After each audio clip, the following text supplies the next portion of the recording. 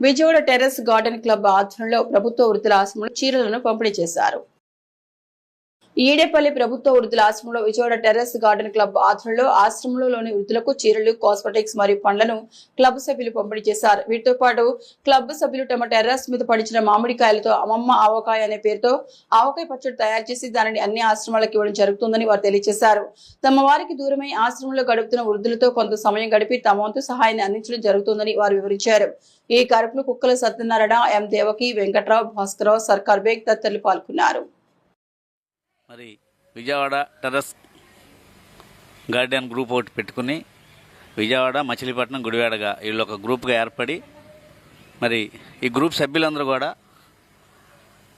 అమ్మమ్మ ఆవకాయ పచ్చడి అనే ఒక ప్రోగ్రాం పెట్టి వృద్ధాశ్రమంలో అమ్మమ్మలు ఇళ్ళ దగ్గర ఎవరో కనపడతలేదని చెప్పి అందరూ కూడా వృద్ధాశ్రమానికి పంపించేస్తున్నారు. మరి వారికి ఏదైనా సాయం చేయాలనే ఉద్దేశంతోనే ఈరోజు వాళ్ళు ఇంటి దగ్గర వాళ్ళు పండించుకున్నటువంటి మొక్కలు పెంచుకుంటూ వాళ్ళు పండించుకున్నటువంటి మామిడికాయల్ని పచ్చడిగా తయారు చేసి ఈ వృద్ధులకి తీసుకొచ్చి ఈ యొక్క గవర్నమెంట్ వృద్ధాశ్రమంలో ఒక 50 మంది దాకా సభ్యులు ఉన్నారు. ఈ సభ్యులకి ఈ గ్రూప్ సభ్యులందరూ కలిసి మొక్కలు, ఫ్రూట్స్, మరి చీరలు కూడా కొంతమందికి పంచిపెట్టి ఇంటి దగ్గర పర్యావరణం కాపాడుకోవడం కోసం వీళ్ళు అందరూ మొక్కలు మన ఇంటి దగ్గర మనమే మొక్కలను పెంచుకుని మన వాతావరణాన్ని, ఇంటి వాతావరణాన్ని, మరి పరిశుభ్రతను అంతా కూడా అందరూ తెలియజేయాలని చెప్పి ఈ రకంగా ఇలాంటి ప్రోగ్రానికి ఎంకరేజ్ చేసినందుకు దేవిక గారు, మరి వీళ్ళందరూ కూడా గ్రూప్ సభ్యులందరూ కూడా నన్ను ముఖ్య అతిథిగా పిలిచినందుకు వీళ్ళందరికీ ధన్యవాదాలు తెలుపుకుంటూ,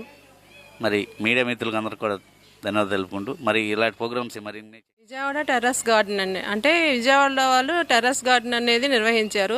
వాళ్ళు ముఖ్య అడ్మిన్స్ ఏంటంటే అనిల్ గారు, శివకుమార్ గారు, గౌస్ గారు, సుకన్య గారు, వీళ్ళది గ్రూపు. ఈ సబ్ గ్రూప్ వచ్చి మచిలీపట్నంలో పెట్టడం జరిగింది. దానికి హెడ్ నేనండి. ఈ అమ్మమ్మ ఆవకాయ పచ్చడి అనే కాన్సెప్ట్ వాళ్ళు నిర్వహించారండి. ఇది అన్ని ఊర్లో జరగాలని వాళ్ళు కోరుకున్నారు.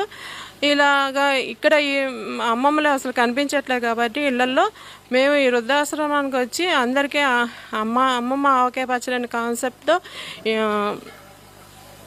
ఈ వృద్ధాశ్రమానికి వచ్చి వీళ్ళ చేత ఆవకాయ పచ్చడి పట్టించి మేము అందరికీ ఆవకాయ పచ్చడి ఇవ్వటం జరిగింది. దాంతోపాటు కొన్ని చీరలు ఇచ్చామండి, కొన్ని సబ్బులు, బిస్కెట్లు అవి తెచ్చామండి. మా శక్తి కొలది మేము తెచ్చామండి. ఈ అవకాశం ఇచ్చిన అడ్మిన్స్ అందరికీ ఒక మెంబర్ని సత్యనారాయణ గారు చెప్పేటట్టు వాళ్ళ సలహా ప్రకారం పెద్ద వృద్ధాశ్రమంలో ఉన్న ఐటమ్స్ సప్లై చేయడానికి